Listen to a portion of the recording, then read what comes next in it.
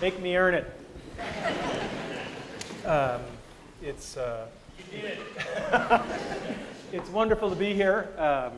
What Indira didn't tell you is that this lecture series used to be called The Last Lecture. If you had one last lecture to give before you died, what would it be? I thought, damn, I finally nailed the venue, and they renamed it. So, you know, in case there's anybody who wandered in and doesn't know the backstory, my dad always taught me when there's an elephant in the room, introduce them. If you look at my CAT scans, there are approximately 10 tumors in my liver, and the doctors told me 3 to 6 months of good health left. That was a month ago, so you can do the math. I have some of the best doctors in the world. So that is what it is. We can't change it, and we just have to decide how we're going to respond to that. We cannot change the cards we are dealt, just how we play the hand.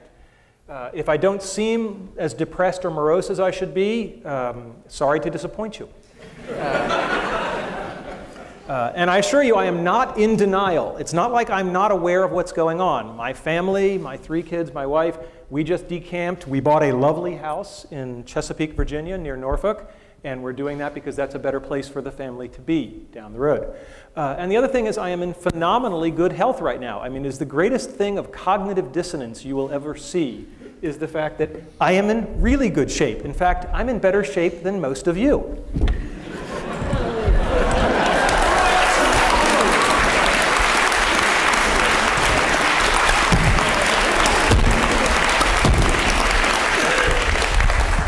So anybody who wants to cry or pity me can come down and do a few of those, and then you may pity me.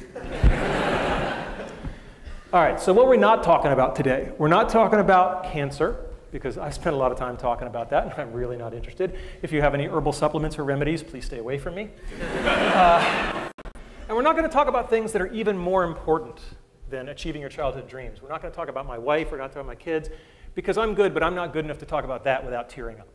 So we're just going to take that off the table. That's much more important. And we're not going to talk about spirituality and religion, although I will tell you that I have experienced a deathbed conversion. I just bought a Macintosh.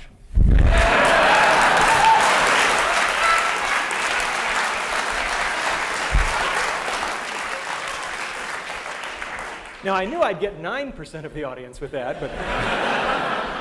All right, so what is today's talk about then? It's about my childhood dreams and how I've achieved them. I've been very fortunate that way. How I believe I've been able to enable the dreams, of others. And to some degree, lessons learned. I'm a professor. There should be some lessons learned. And how you can use the stuff you hear today to achieve your dreams or enable the dreams of others. And as you get older, you may find that enabling the dreams of others thing is even more fun. So what were my childhood dreams? Well, you know, I had a really good childhood. I mean, no kidding around. I was going back through the family archives, and what was really amazing was I couldn't find any pictures of me as a kid where I wasn't smiling, right? And that was just a very gratifying thing. You know, there was our dog, right? Aw, thank you. And there I actually have a picture of me dreaming. Right? And I did a lot of that, you know. There's a lot of wake-ups, you know. It was an easy time to dream. I was born in 1960, right? When you're 8 or 9 years old and you look at the TV set and men are landing on the moon, anything is possible. And that's something we should not lose sight of, is that the inspiration and the permission to dream is huge. So what were my childhood dreams? You may not agree with this list, but I was there. Being in zero gravity, playing in the National Football League, authoring an article in the World Book Encyclopedia. I guess you can tell the nerds early. Being Captain Kirk. Anybody here have that childhood dream? Not at CMU, no. I wanted to become one of the guys who won the big stuffed animals in the amusement park, and I wanted to be an Imagineer with Disney, right?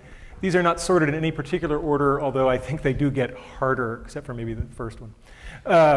Okay, so being in zero gravity.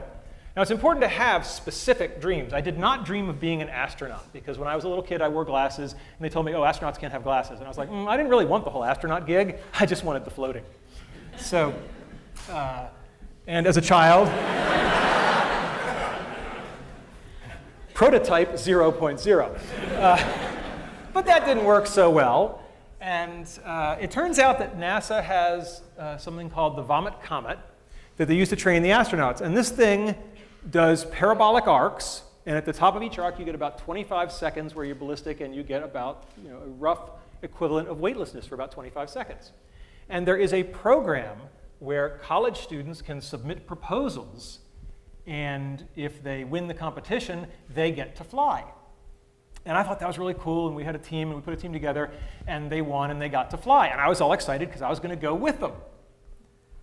And then I hit the first brick wall, because they made it very clear that under no circumstances were faculty members allowed to fly with the teams. I know, I was heartbroken, right. I was like, but I worked so hard. And so I read the literature very carefully, and it turns out that NASA, it's part of their outreach and publicity program. And it turns out that these students were allowed to bring a local media journalist from their hometown.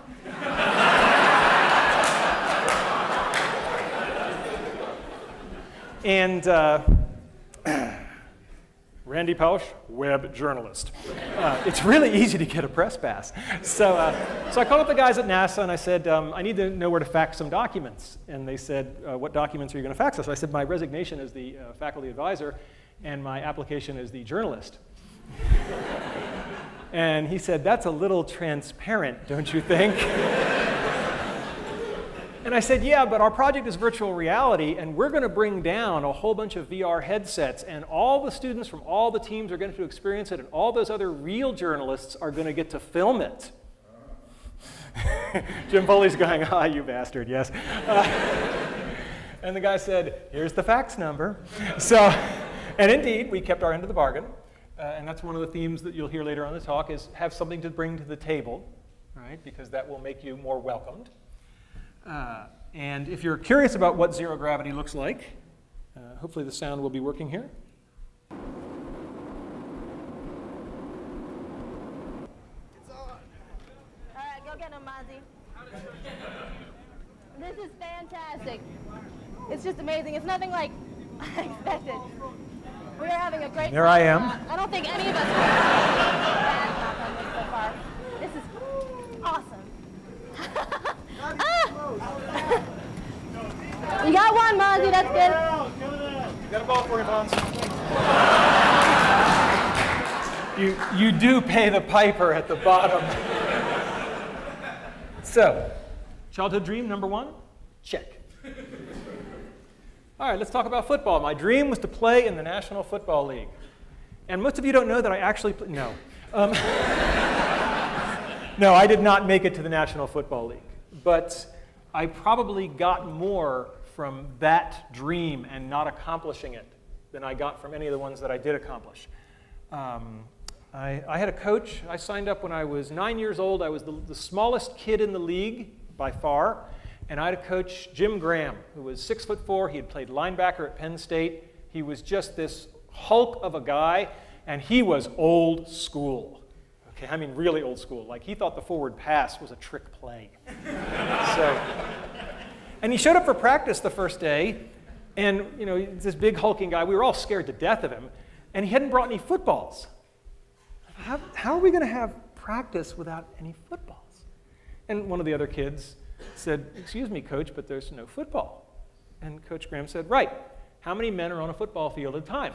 Somebody said 11 on a team, 22. And Coach Graham said, all right, and how many people are touching the football at any given time? Well, one of them. And he said, right, so we're going to work on what those other 21 guys are doing. And that's a really good story because it's all about fundamentals. Fundamentals, fundamentals, fundamentals. You've got to get the fundamentals down because otherwise the fancy stuff isn't going to work. And the other Jim Graham story I have is there was one practice where he just rode me, all practice. Just, you're doing this wrong, go back and do it again, you owe me, you're doing push-ups after practice. And when it was all over, one of the other assistant coaches came over and said, yeah, Coach Graham rode you pretty hard, didn't he? I said, yeah. He said, that's a good thing. He said, when you're screwing up and nobody's saying anything to you anymore, that means they gave up. And that's a lesson that stuck with me my whole life, is that when you see yourself doing something badly and nobody's bothering to tell you anymore, that's a very bad place to be. Your critics are your ones telling you they still love you and care. After Coach Graham, I had another coach, Coach Setliff, and he taught me a lot about the power of enthusiasm. He did this one thing where only for one play at a time, he would put people in at like the most horrifically wrong position for them.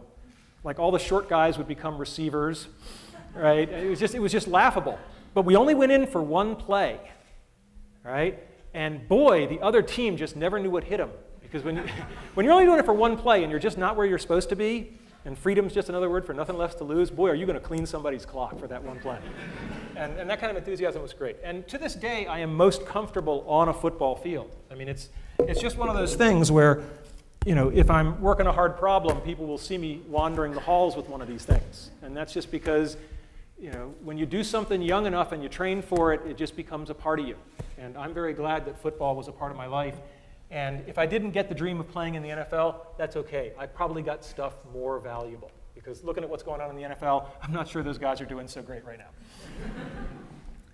Okay? And so one of the expressions I learned in electronic arts, which I love, which pertains to this, is experience is what you get when you didn't get what you wanted. And I think that's absolutely lovely.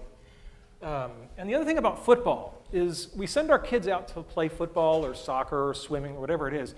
And it's the first example of what I'm going to call a head fake or indirect learning. We actually don't want our kids to learn football. I mean, yeah, it's really nice that I have a wonderful three-point stance and that I know how to do a chop block and all this kind of stuff.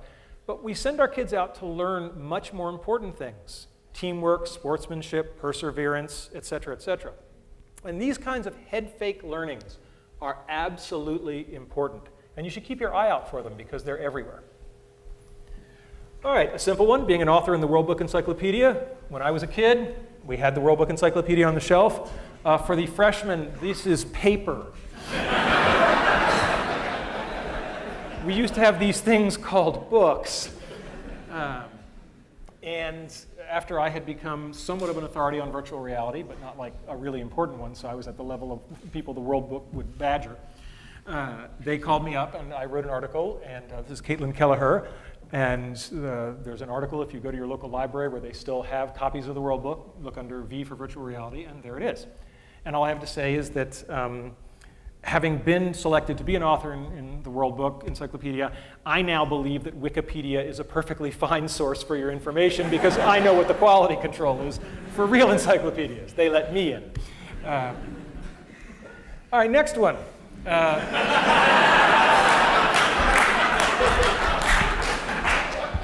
At a certain point, you just realize there's some things you're not going to do, so maybe you just want to stand close to the people.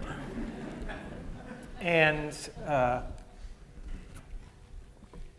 mean, my God, what a role model for young people. Right? I mean, just this is everything you want to be. And what I learned that carried me forward in leadership later is that, you know, he wasn't the smartest guy on the ship. I mean, Spock was pretty smart, and McCoy was the doctor, and Scotty was the engineer, and you sort of go, and what skill set did he have to get on this damn thing and run it? And, you know, clearly there's this skill set called leadership. And, you know, whether or not you like the series, there's no doubt that there was a lot to be learned about how to lead people by watching this guy in action. So, and he just had the coolest damn toys, right? I mean, my God, he, you know, I just thought it was fascinating as a kid that he had this thing and he could, you know, talk to the ship with it. Right? You know, I just thought that was just spectacular. And of course, now I own one and it's smaller. So that's kind of cool.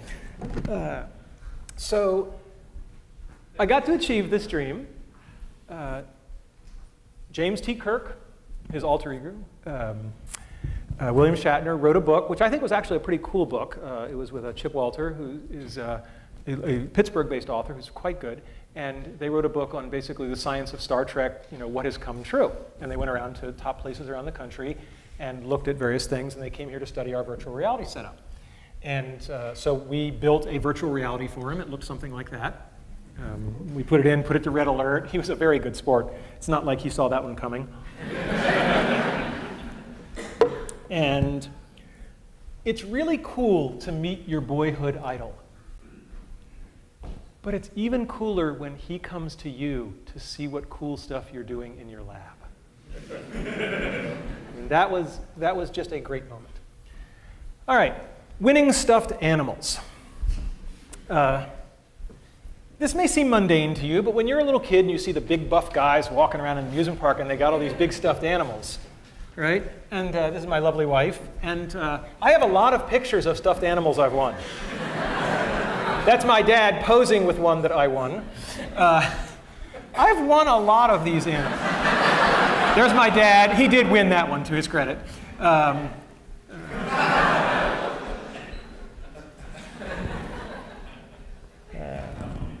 Right? And this was just a big part of my life and my family's life. But you know, I can hear the cynics. You know, in this age of digitally manipulated things, maybe those bears really aren't in the picture with me, or maybe I paid somebody $5 to take a picture in the theme park next to the bear. And I said, how in this age of cynicism can I convince people? And I said, I know, I can show them the bears. Bring them out.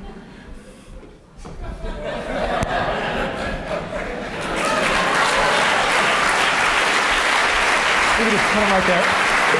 We just put them back against the wall. Disney. It's hard to hear you. Okay. Okay. Thanks, honey. So here's some bears.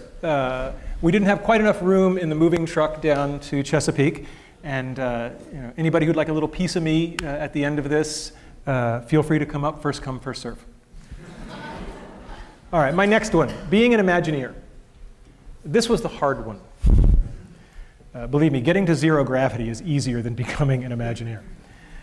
When I was a kid, I was 8 years old, and our family took a trip cross-country to see Disneyland. And if you've ever seen the movie National Lampoon's Vacation, it was a lot like that. There's a quest. And these are real vintage photographs. And there I am in front of the castle, and there I am. And for those of you who are into foreshadowing, this is the Alice ride. And I just thought this was just the coolest environment I'd ever been in. And instead of saying, gee, I want to experience this, I said, I want to make stuff like this. And so I bided my time, and then I graduated with my PhD from Carnegie Mellon, thinking that meant me infinitely qualified to do anything. And I dashed off my letters of application to Walt Disney Imagineering, and they sent me some of the damn nicest go-to-hell letters I've ever gotten. I mean, it was just, we have carefully reviewed your application, and presently we do not have any positions available which require your particular qualifications. Now think about the fact that you're getting this from a place that's famous for guys who sweep the street, right? So that was a bit of a setback.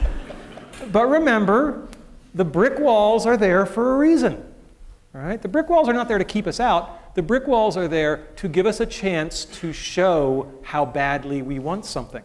Because the brick walls are there to stop the people who don't want it badly enough. They're there to stop the other people. All right, fast forward to 1991. We did a system back at the University of Virginia called Virtual Reality on $5 a day. Just one of those unbelievable, spectacular things. I was so scared back in those days as a junior academic. Jim Foley's here, and I just love to tell this story. He knew my undergraduate advisor, Andy Van Dam, and I'm at my first conference, and I'm just scared to death. And this icon in the user interface community walks up to me and just out of nowhere just gives me this huge bear hug, and he says, that was from Andy. And that was when I thought, okay, maybe I can make it, all right? You know, maybe I do belong. And a similar story is that this was just this unbelievable hit because at the time everybody needed $500,000 to do virtual reality, and everybody felt frustrated. And we literally hacked together a system for about $5,000 in parts and made a working VR system. And people were just like, oh my God, this, like, you know, the Hewlett-Packard Garage thing, this is so awesome.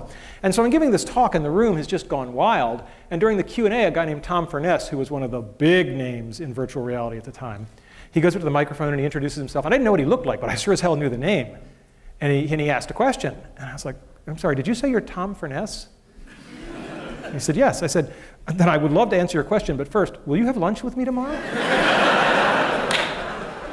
And there's a lot in that little moment, right? There's a lot of humility, but also asking a person where he can't possibly say no.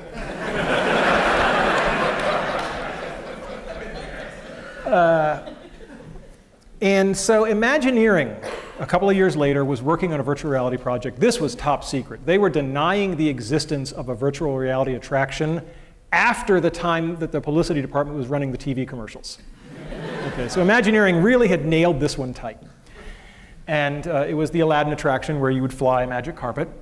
And the head-mounted display, sometimes known as Gator Vision. And so I had an in. As soon as the project had just, they started running the TV commercials. And I had been asked to brief the Secretary of Defense on the state of virtual reality. Okay, Fred Brooks and I had been asked to brief the Secretary of Defense.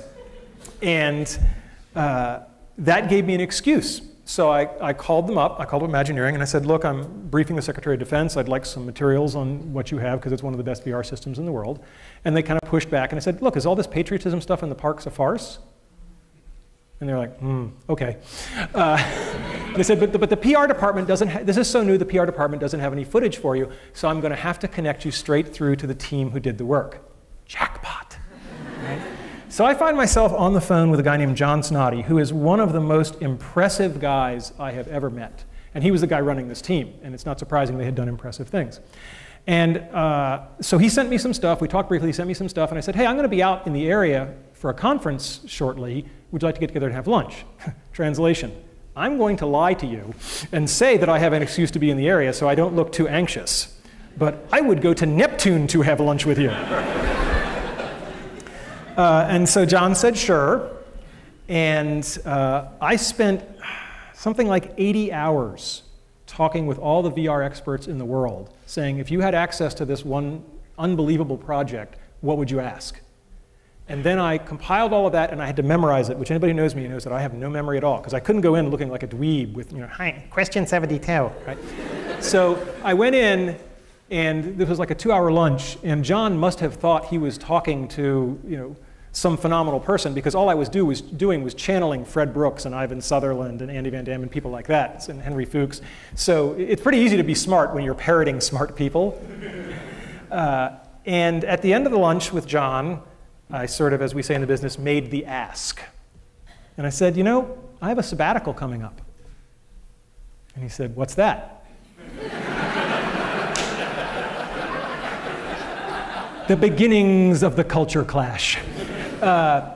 And so I talked to him about the possibility of coming there and working with him. And he said, well, that's really good, except, you're in the business of telling people stuff, and we're in the business of keeping secrets. Right? And then what made John Snoddy was he said, but we'll work it out. Right? Which I really loved. The other thing that I learned from John Snoddy, I could do easily an hour-long talk just on what have I learned from John Snoddy. One of the things he told me was that wait long enough and people will surprise and impress you. He said, when you're pissed off at somebody and you're angry at them, you just haven't given them enough time. Just give them a little more time and they'll almost always impress you. And that really stuck with me. I think he's absolutely right on that one. To make a long story short, we negotiated a legal contract. It was going to be the first, some people referred to it as the first and last paper ever published by Imagineering. But the deal was I go, I provide my own funding, I go for 6 months, I work with a project, we publish a paper. And then we meet our villain. I can't be all sweetness and light because I have no credibility. Somebody's head's going to go on a stick. Turns out that the person who gets his head on the stick is a dean back at the University of Virginia. His name is not important. Let's call him Dean Wormer.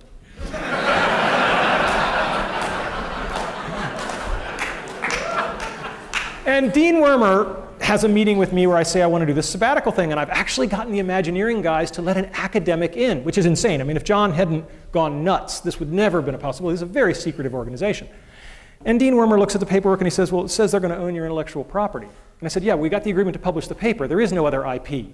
I don't do patentable stuff. And he says, yeah, but you might. So deal's off, and just get him to change that little clause there, and then come back to me. I'm like, excuse me? And then I said to him, I want you to understand how important this is. If we can't work this out, I'm going to take an unpaid leave of absence, and I'm just going to go there, and I'm going to do this thing. And he said, hey, I might not even let you do that. I mean, you got the IP in your head already, and maybe they're going to suck it out of you, so that's not going to fly either.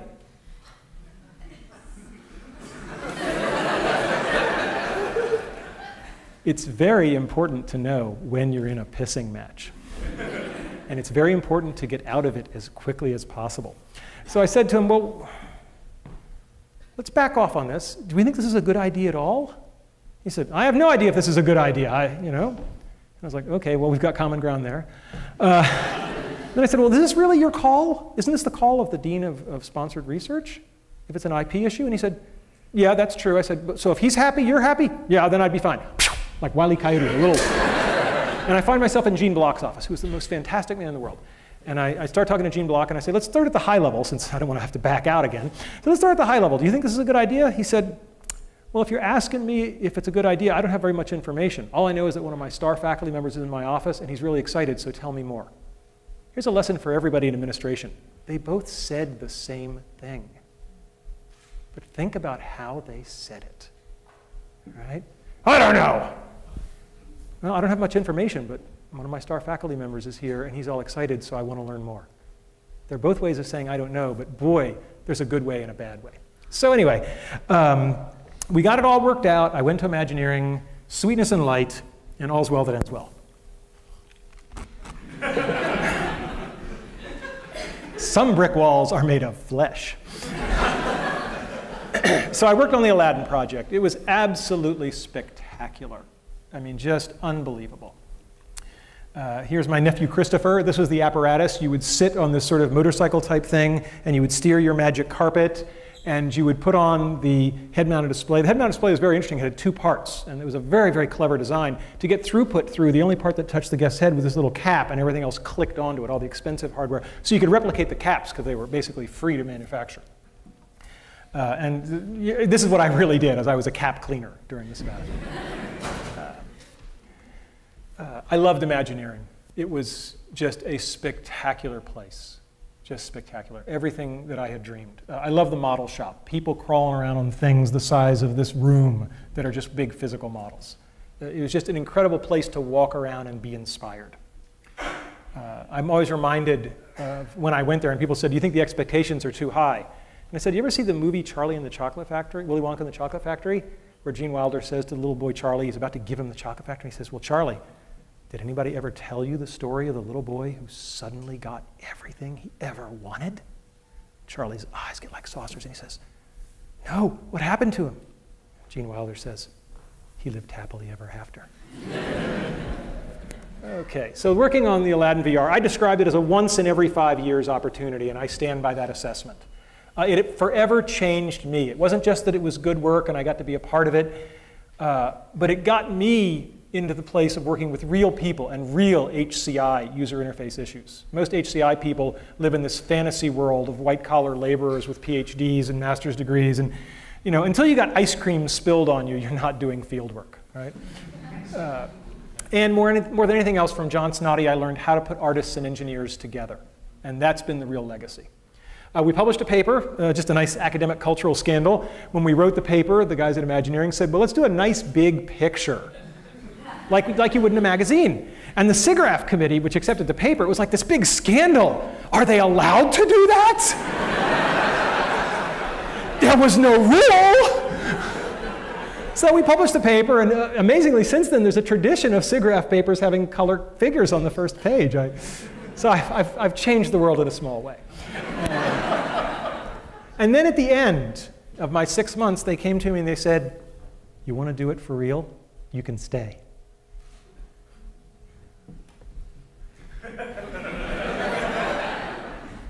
And I said no. One of the only times in my life I have surprised my father. He was like, you what? He said, since you were, all you wanted, and now they got it, and you're like, huh? There was a bottle of Maalox in my desk drawer. Be careful what you wish for. It was a particularly stressful place. Imagineering in general is actually not so Maalox-laden, but the lab I was in, John left in the middle. And it was a lot like the Soviet Union. It was a little dicey for a while. But it worked out okay. And if they had said, stay here or never walk in the building again, I would have done it. I would have walked away from tenure. I would have just done it. But they made it easy on me. They said, you can have your cake and eat it too. And I basically become a day a week consultant for Imagineering, and I did that for about 10 years. And that's one of the reasons you should all become professors. Right? Because you can have your cake and eat it too. Okay? I went on and consulted on things like Disney Quest, so there was the Virtual Jungle Cruise, and the best interactive experience, I think, ever done, and Jesse Schell gets the credit for this, Pirates of the Caribbean. Wonderful at Disney Quest. And so those are my childhood dreams. And that's pretty good. I felt good about that. So then the question becomes, how can I enable the childhood dreams of others? And again, boy, am I glad I became a professor. What better place to enable childhood dreams? Maybe working at EA, I don't know, that'd probably be a good close second. But, and this started in a very concrete realization that I could do this. Because a young man named Tommy Burnett, when I was at the University of Virginia, came to me, was interested in joining my research group, and we talked about it, and he said, oh, and I have a childhood dream. Well, it gets pretty easy to recognize them when they tell you. And I said, yes, Tommy, what is your childhood dream? He said, I want to work on the next Star Wars film. Now, you got to remember the timing on this. Where is Tommy? Tommy is here today. What year would this have been, your sophomore year? Oh. It was around 1993. Are you breaking anything back there, young man? Okay, all right. So in 1993, and I said to Tommy, they're probably not going to make those next movies.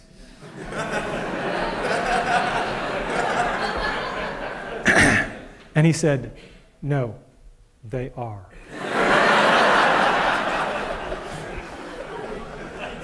And Tommy worked with me for a number of years as an undergraduate and then as a staff member. And then when I moved to Carnegie Mellon, every single member of my team came from Virginia to Carnegie Mellon, except for Tommy, because he got a better offer. And he did indeed work on all 3 of those films. So, and then I said, well, that's nice, but one at a time is kind of inefficient. And people who know me know that I'm an efficiency freak. So I said, can I do this in mass? Can I get people turned in such a way that they can be turned on to their childhood dreams? And I created a course. I came to Carnegie Mellon and I created a course called Building Virtual Worlds. It's a very simple course. How many people here have ever been to any of the shows? Okay, so some of you have an idea. For those of you who don't, the course is very simple. There are 50 students drawn from all the different departments of the university. There are randomly chosen teams, 4 people per team, and they change every project. A project only lasts 2 weeks, so you do something, you make something, you show something, then I shuffle the teams, you get 3 new playmates, and you do it again. And it's every 2 weeks, and so you do 5 projects during the semester. The first year we taught this course, it is impossible to describe how much of a tiger by the tail we had. I was just running the course because I wanted to see if we could do it. We had just learned how to do texture mapping on 3D graphics, and we could make stuff that looked half decent, but we were running on really weak computers by current standards. But I said, I'll give it a try. And at my new university, I made a couple of phone calls, and I said, I want to cross-list this course to get all these other people. And within 24 hours, it was cross-listed in 5 departments. I love this university. I mean, it's just, it's the most amazing place. And I said, and the kids said, well, what content do we make? I said, hell, I don't know. You make whatever you want. 2 rules, no shooting violence and no pornography. Not because I'm opposed to those in particular, but that's been done with VR, right? And you'd be amazed how many 19-year-old boys are completely out of ideas when you take those off the table.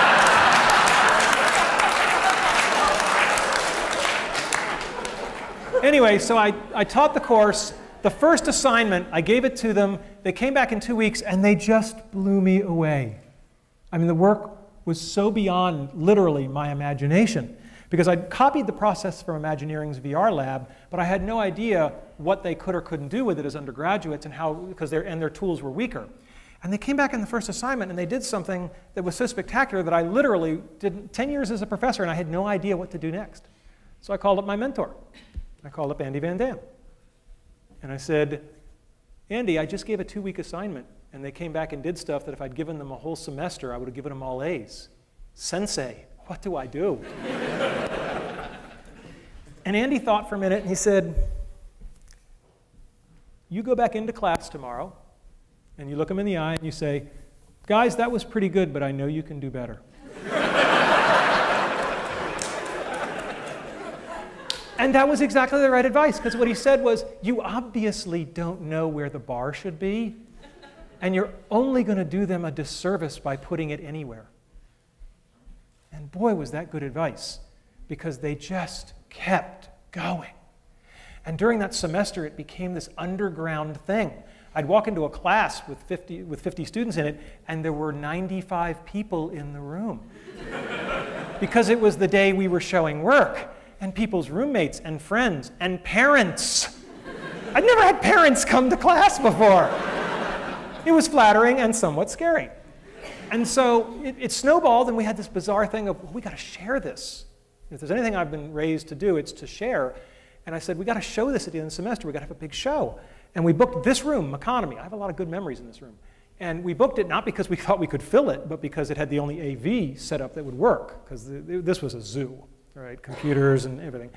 And then we filled it. And we more than filled it. We had people standing in the aisle. I will never forget the dean at the time, Jim Morris, was sitting on the stage right about there. We had to kind of scoot him out of the way. And the energy in the room was like nothing I'd ever experienced before. And President Cohen, Jerry Cohen, was there, and he sensed the same thing. He later described it as like an Ohio State football pep rally, except for academics. And he came over and he asked exactly the right question. He said, before you start, he said, I gotta know, where are these people from? He said, the audience, what departments are they from? And we polled them, and it was all the departments.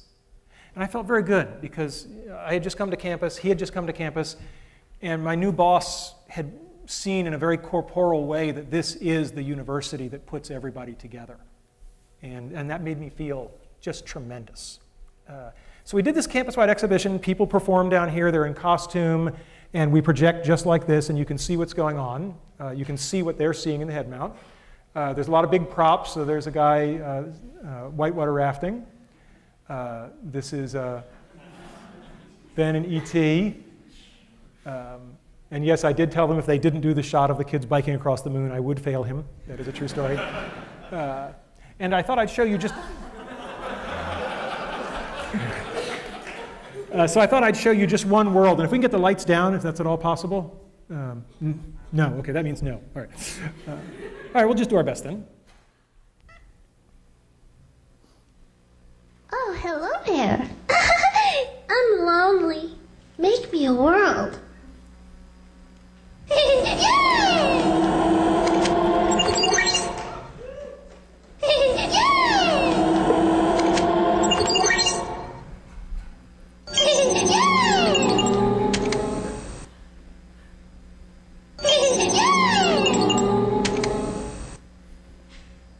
Make me some trees.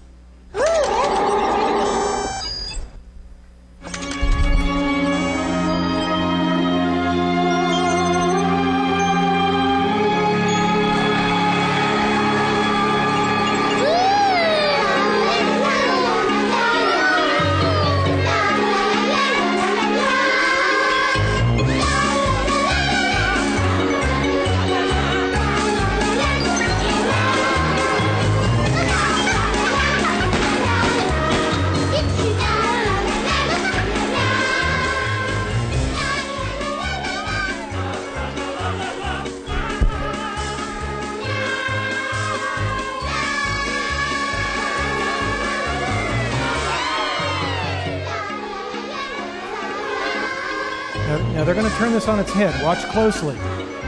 The world doesn't want to go on to the next thing in the show. So she's ready to move on, and it's not.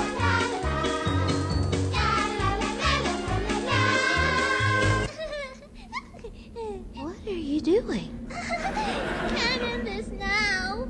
But there's so many other worlds that have to go. But our world is the best world. Hey, hey, hey, hey, no! Here I am! We're gonna shut you down. Control Alt Delete. Not Control Alt Delete.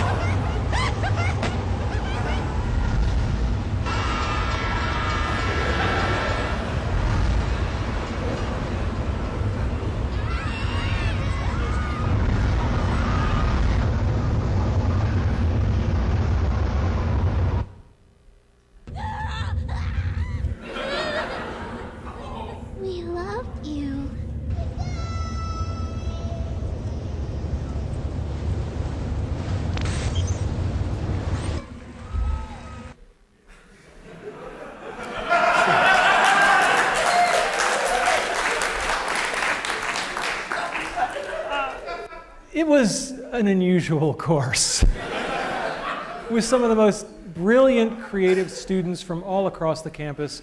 It just was a joy to be involved with. And they took the whole stage performance aspect of this way too seriously. And it became this campus phenomenon every year. People would line up for it. It was very flattering. And it gave kids a sense of excitement of putting on a show for people who were then excited about it. And I think that that's one of the best things you can give somebody, the chance to show them what it feels like to make other people get excited and happy. I mean, that's a tremendous gift. We always tried to involve the audience, whether it was people with glow sticks or batting a beach ball around or driving. This is really cool. This technology actually got used at the Spider-Man 3 premiere in LA, so the audience was controlling something on the screen, so that's kind of nice. And I don't have a class picture from every year, but I dredged all the ones that I do have, and all I can say is that what a privilege and an honor it was to teach that course for something like 10 years.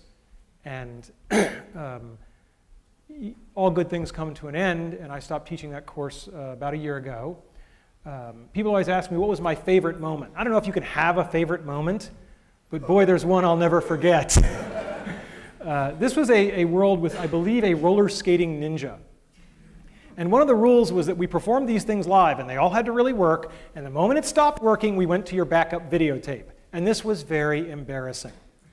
So we have this ninja on stage, and he's doing this roller skating thing, and the world, it did not crash gently. And I come out, and I believe it was Steve Audio, wasn't it? Was it? Where is he? Okay, where's Steve? Ah, my man, Steve Audio. And talk about quick on your feet, right? I say, Steve, I'm sorry, but your world has crashed, and we're going to go to videotape. And he pulls out his ninja sword and says, I am dishonored, Wah! And just drops.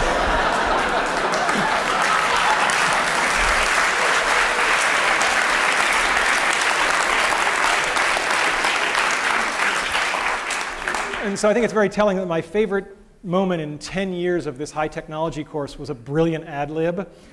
And then when the videotape is done and the lights come up, he's lying there lifeless and his teammates drag him off. It was really a fantastic moment.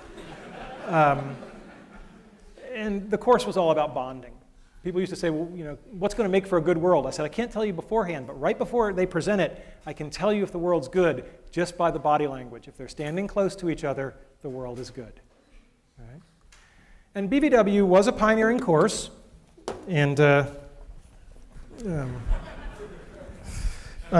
won't bore you with all the details, but it wasn't easy to do. And I was given this when I stepped down from the ETC, and I think it's emblematic. If you're going to do anything that's pioneering, you will get those arrows in the back, and you just have to put up with it. I mean, everything that could go wrong did go wrong, but at the end of the day, a whole lot of people had a whole lot of fun. When you've had something for 10 years that you hold so precious, it's the toughest thing in the world to hand it over. And the only advice I can give you is find somebody better than you to hand it to. And that's what I did. There was this kid at the VR studio way back when. And you didn't have to spend very long in Jesse Schell's orbit to go, the force is strong in this one. And one of my two greatest accomplishments, I think, for Carnegie Mellon were that I got Jessica Hodgins and Jesse Schell to come here and join our faculty. And I was thrilled when I could hand this over to Jesse. And to no one's surprise, he has really taken it up to the next notch. And you know, the course is in more than good hands, it's in better hands. But it was just one course. And then we really took it up a notch. And we created what I would call the Dream Fulfillment Factory. Don Marinelli and I got together, and with the university's blessing and encouragement, we made this thing out of whole cloth that was absolutely insane, should never have been tried.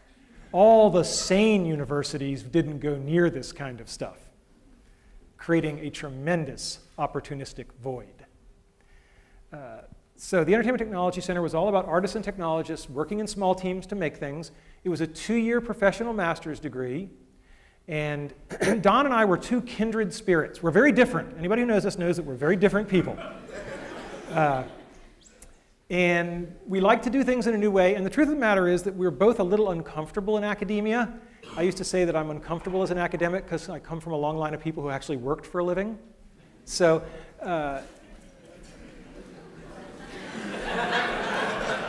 I detect nervous laughter. All right. And I want to stress, Carnegie Mellon is the only place in the world that the ETC could have happened. By far, the only place. Okay, this picture was Don's idea, okay? And we like to refer to this picture as Don Marinelli on guitar and Randy Pausch on keyboards. But we really did play up the left brain, right brain, and it worked out really well that way. Don is an intense guy.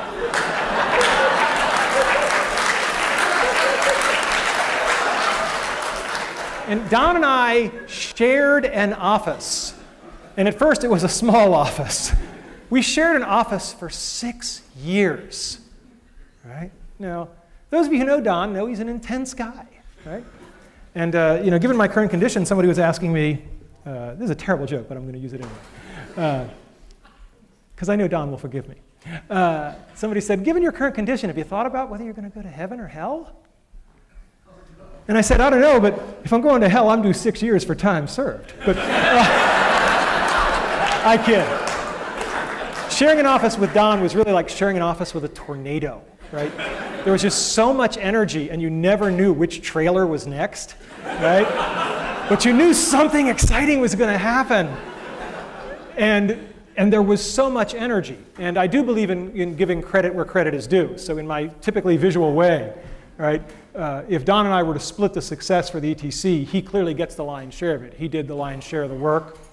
Okay? He had the lion's share of the ideas. It was a great teamwork. I think it was a great yin and a yang, but it was more like yin and yang. Right? And he deserves that credit, and I give it to him because the ETC is a wonderful place. And he's now running it, and he's taking it global. We'll talk about that in a second. Describing the ETC is really hard, and I finally found a metaphor. Telling people about the ETC is like describing Cirque du Soleil if they'd never seen it. Sooner or later, you're going to make the mistake. You're going to say, well, it's like a circus. And then you're dragged into this conversation about, oh, how many tigers, how many lions, right? How many trapeze acts? And that misses the whole point. So when we say we're a master's degree, we're really not like any master's degree you've ever seen. Here's the curriculum.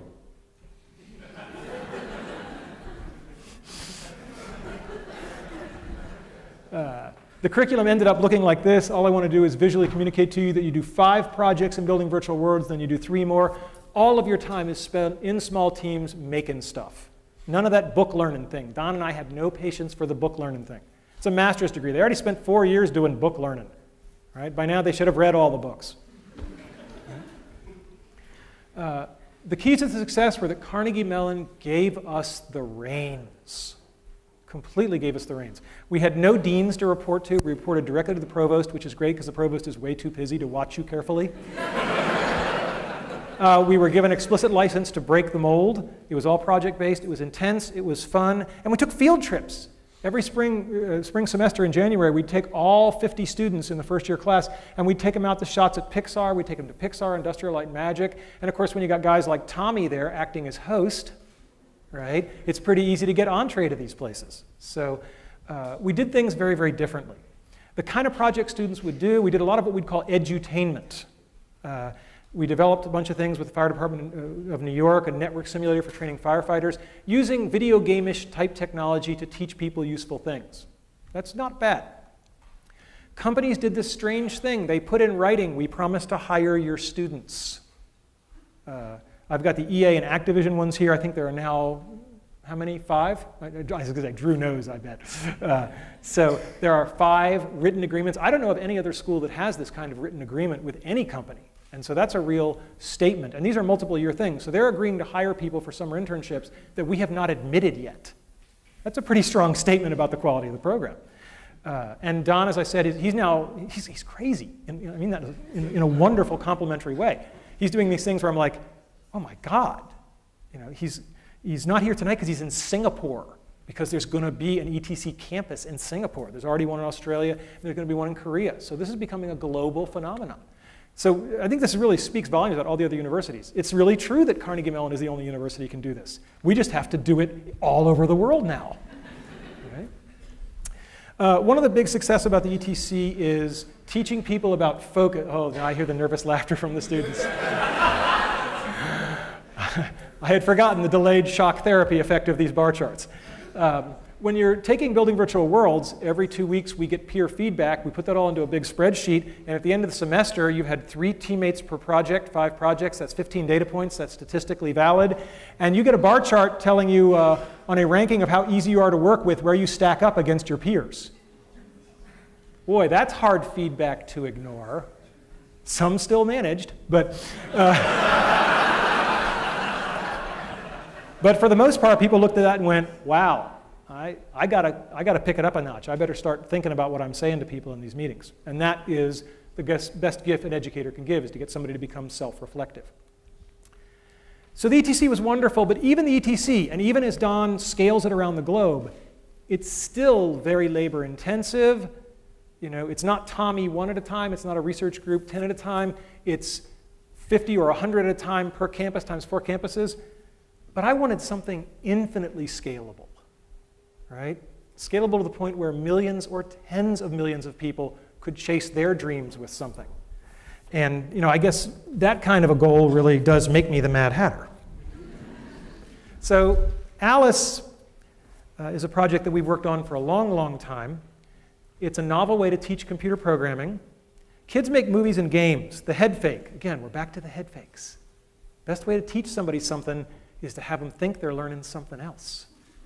All right? I've done it my whole career. And the head fake here is that they're learning to program, but they just think they're making movies and video games.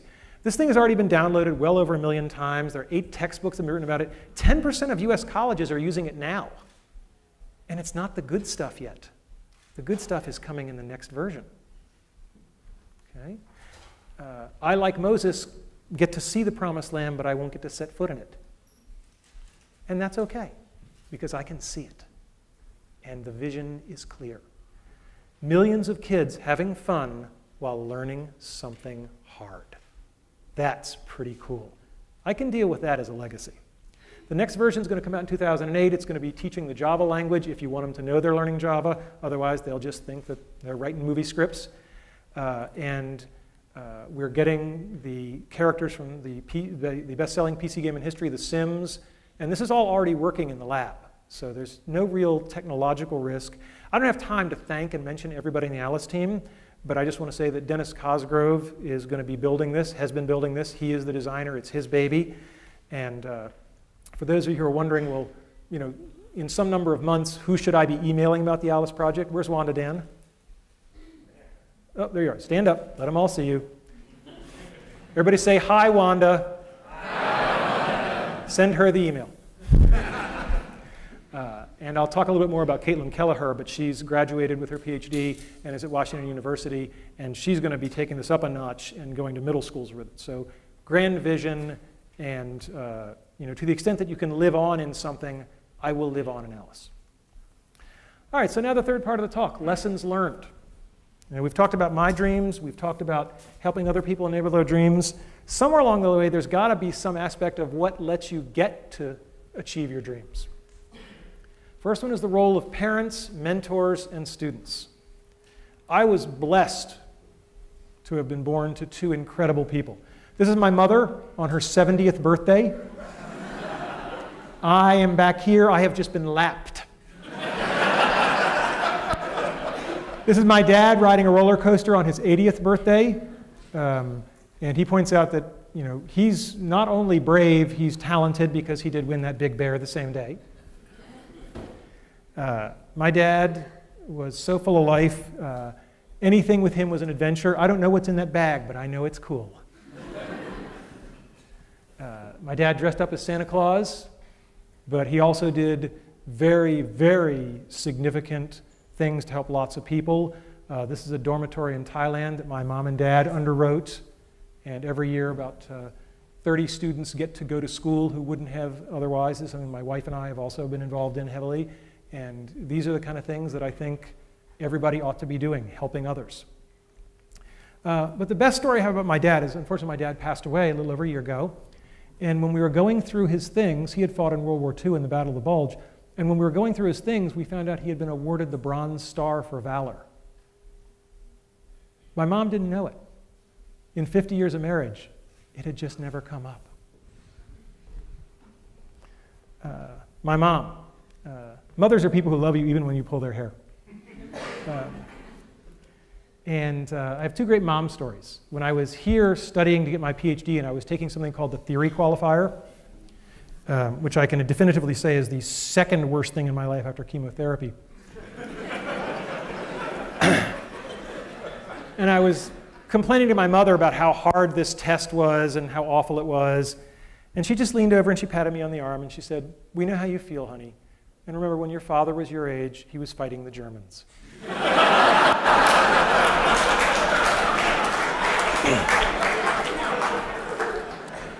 After I got my PhD, my mother took great relish in introducing me as, "This is my son. He's a doctor, but not the kind who helps people."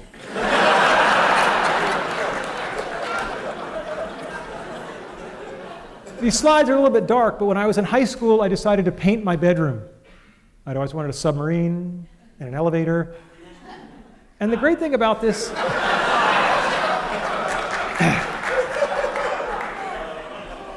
What can I say? And the great thing about this is they let me do it. And they didn't get upset about it, and it's still there. If you go to my parents' house, it's still there. And anybody who is out there who is a parent, if your kids want to paint their bedroom, as a favor to me, let them do it. Okay, it'll be okay. Don't worry about resale value on the house. Other people who help us besides our parents, our teachers, our mentors, our friends, our colleagues. God, what is there to say about Andy Van Dam? When I was a freshman at Brown, he was on leave. And all I heard about was this Andy Van Dam. He was like a mythical creature, like a centaur, but like a really pissed off centaur. And everybody was like really sad that he was gone, but kind of more relaxed. And I found out why, because I started working for Andy. I was a teaching assistant for him as a sophomore, and I was quite an arrogant young man. And I came into some office hours, and of course it was 9 o'clock at night, and Andy was there at office hours, which is your first clue as to what kind of professor he was. And I come bounding in, and you know, I'm going to save the world. There are all these kids waiting for help, da-da-da-da-da-da. And afterwards, Andy literally Dutch uncle, he is Dutch, right? He Dutch uncled me, and he put his arm around my shoulders, and we went for a little walk, and he said, "Randy, it's such a shame that people perceive you as so arrogant. Because it's going to limit what you're going to be able to accomplish in life." What a hell of a good way to word, "You're being a jerk." Right? He doesn't say you're a jerk. He says, people are perceiving you this way, and he says the downside is it's going to limit what you're going to be able to accomplish. When I got to know Andy better, the beatings became more direct. But I could tell you Andy stories for a month, but the one I will tell you is that when it came time to start thinking about what to do after graduating from Brown, it had never occurred to me in a million years to go to graduate school, just out of my imagination. It wasn't the kind of thing people from my family did. We got, say, what do you call them, jobs. So, and Andy said, "No, don't go do that. Go get a PhD, become a professor." And I said, "Why?" And he said, "Because you're such a good salesman that any company who gets you is going to use you as a salesman, and you might as well be selling something worthwhile, like education."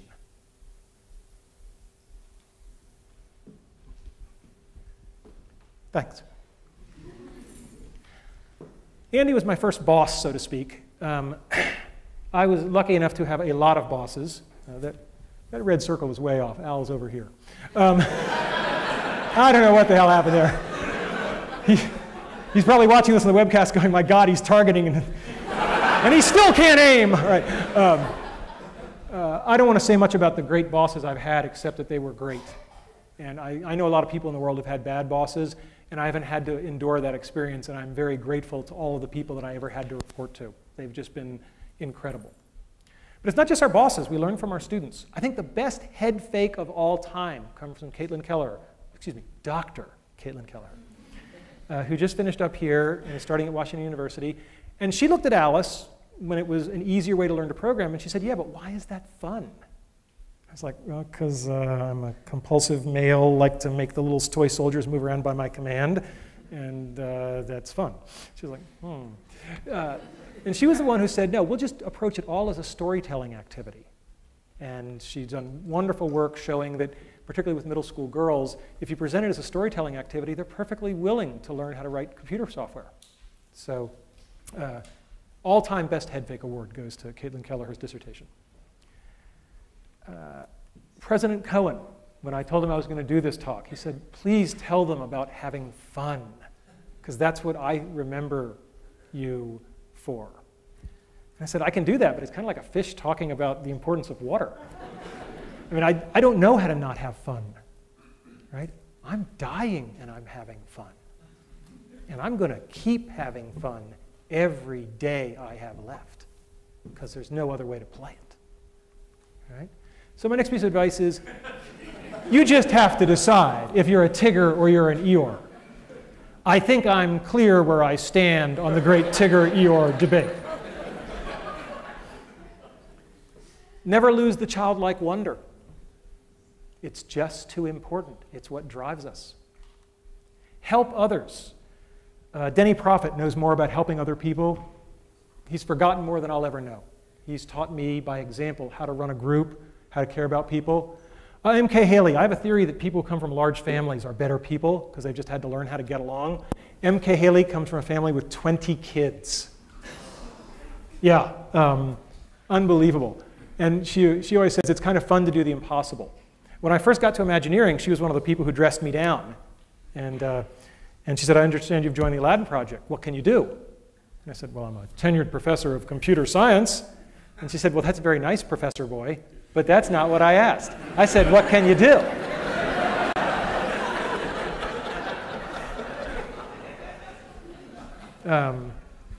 And, you know, I mentioned sort of my working class roots. We keep what is valuable to us, what we cherish, and I've kept my Letterman's jacket all these years. I used to like wearing it in grad school, and one of my friends, Jessica Hodgins, would say, why do you wear this Letterman's jacket?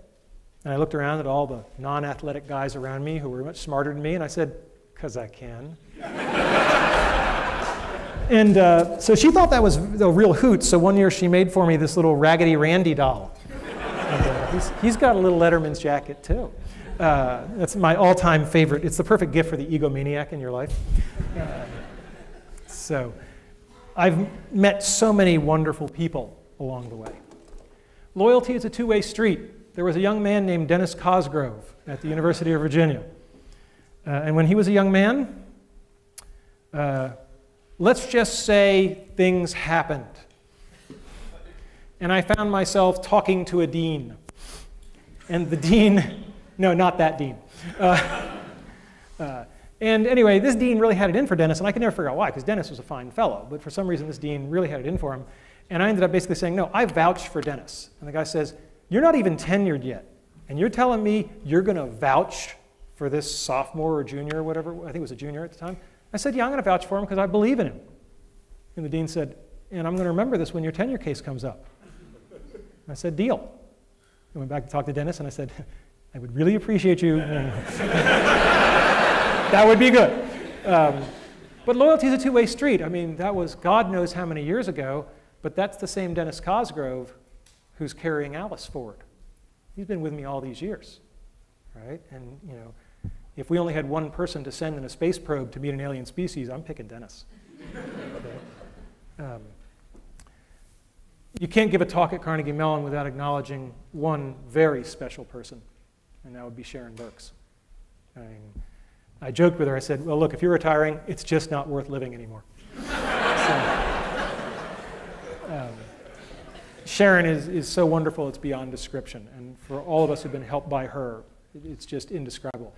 I love this picture because it puts her together with Syl. And Syl is great because Syl gave the best piece of advice, pound for pound, that I have ever heard. And I think all young ladies should hear this. Syl said, it took me a long time, but I finally figured it out.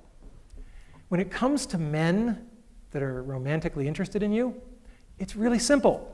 Just ignore everything they say and only pay attention to what they do.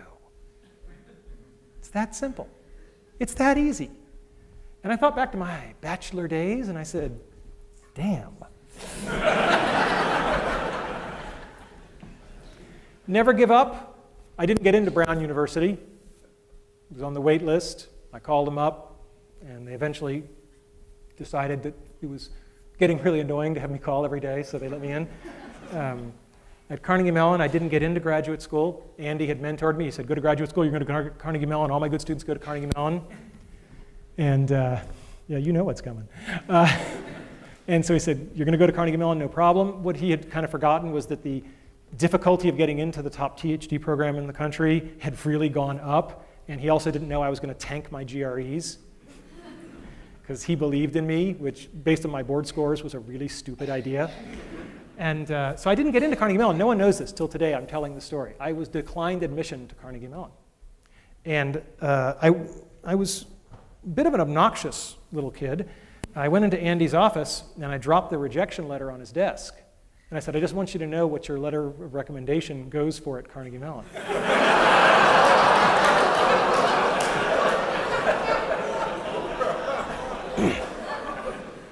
And before the letter had hit his desk, his hand was on the phone, and he said, I will fix this.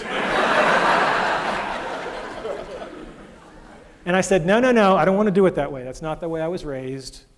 You know, maybe some other graduate schools will see fit to admit me. And he said, look, Carnegie Mellon's where you're going to be. He said, I'll tell you what, I'll make you a deal. Go visit the other schools, because I did get into all the other schools. He said, go visit the other schools, and if you really don't feel comfortable at any of them, then will you let me call Nico? Nico being Nico Haberman. And I said, okay, deal. I went to the other schools without naming them by name. Berkeley, Cornell. They managed to be so unwelcoming that I found myself saying to Andy, you know, I'm going to go get a job. And he said, no, you're not. And he picked up the phone, and he talked in Dutch. And he hung up the phone, and he said, Nico says if you're serious, be in his office tomorrow morning at 8 a.m. And for those of you who know Nico, this is really scary. So I'm in Nico Haberman's office the next morning at 8 a.m., and he's talking with me.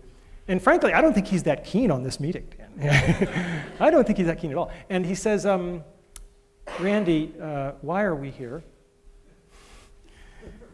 And I said, because Andy phoned you? And I said, well, since you admitted me, I have won a fellowship. The Office of Naval Research is a very prestigious fellowship. I've won this fellowship, and that wasn't in my file when I applied. And Nico said, a fellowship, money, we have plenty of money. That was back then. And he said, we have plenty of money. Why do you think having a fellowship makes any difference to us? And he looked at me. There are moments that change your life. And 10 years later, if you know, in retrospect, it was one of those moments, you're blessed. But to know it at the moment, with Nico staring through your soul. And I said, I didn't mean to imply anything about the money. It's just that it was an honor. There were only 15 given nationwide. And I did think it was an honor that would be something that would be meritorious. And I apologize if that was presumptuous. And he smiled. And that was good. So, how do you get people to help you? You can't get there alone. People have to help you, and I do believe in karma. I believe in paybacks. You get people to help you by telling the truth, being earnest. I'll take an earnest person over a hip person every day, because hip is short term. Earnest is long term. Apologize when you screw up, and focus on other people, not on yourself. And I thought, how do I possibly make a concrete example of that? Do we have a concrete example of focusing on somebody else over there? Can we bring it out? See, yesterday was my wife's birthday. If there was ever a time I might be entitled to have the focus on me, it might be the last lecture. But no, I feel very badly that my wife didn't really get a proper birthday, and I thought it'd be very nice if 500 people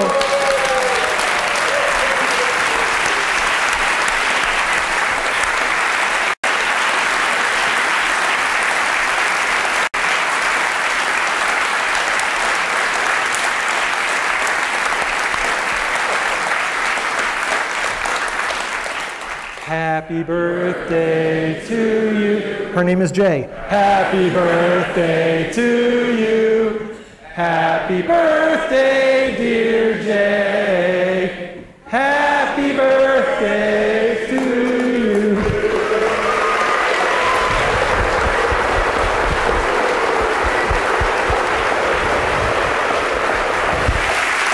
Gotta blow it out.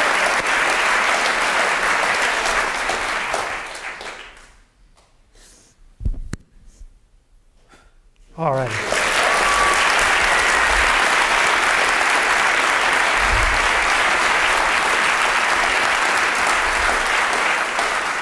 And now you all have an extra reason to come to the reception. Remember, brick walls let us show our dedication. They are there to separate us from the people who don't really want to achieve their childhood dreams. Don't bail. The best of the gold is at the bottom of barrels of crap.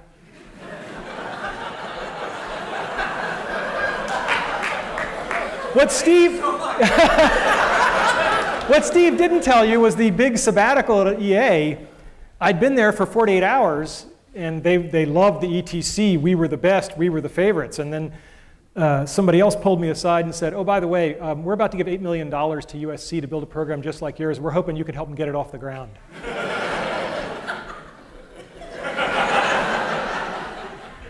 And then Steve came along and they said, what? Oh, God. And to quote a famous man, I will fix this. And he did. Steve has been an incredible partner, and we have a great relationship, personal and professional, and he has certainly been point man on getting a gaming asset to help teach millions of kids, and that's just incredible. But it certainly would have been reasonable for me to leave 48 hours into that sabbatical, but it wouldn't have been the right thing to do. And when you do the right thing, good stuff has a way of happening. Get a feedback loop and listen to it. Your feedback loop can be this dorky spreadsheet thing I did, or it can just be one great man who tells you what you need to hear. The hard part is the listening to it. Anybody can get chewed out, right? It's the rare person who says, oh my God, you're right, as opposed to, no, wait, the real reason is, right? We've all heard that. When people give you feedback, cherish it and use it. Show gratitude. When I got tenure, I took all of my research team down to Disney World for a week. And one of the other professors at Virginia said, how can you do that? I said, these people just busted their ass and got me the best job in the world for life. How could I not do that? Right? Don't complain, just work harder. Right? It's a picture of Jackie Robinson. It was in his contract not to complain, even when the fans spit on him. Right? Be good at something. It makes you valuable. Work hard. People, I got tenure a year early, as Steve mentioned. Junior faculty members used to say to me, wow, you got tenure early. What's your secret? I said, it's pretty simple. Call me any Friday night in my office at 10 o'clock and I'll tell you. Find the best in everybody. One of the things that John Snoddy, as I said, told me is that you might have to wait a long time, sometimes years, but people will show you their good side. Just keep waiting, no matter how long it takes. No one is all evil. Everybody has a good side. Just keep waiting. It will come out. And be prepared. Luck is truly where preparation meets opportunity. So today's talk was about my childhood dreams, enabling the dreams of others, and some lessons learned. But did you figure out the head fake? It's not about how to achieve your dreams. It's about how to lead your life. If you lead your life the right way, the karma will take care of itself. The dreams will come to you. Have you figured out the second head fake? Talk's not for you. It's for my kids. Thank you all. Good night.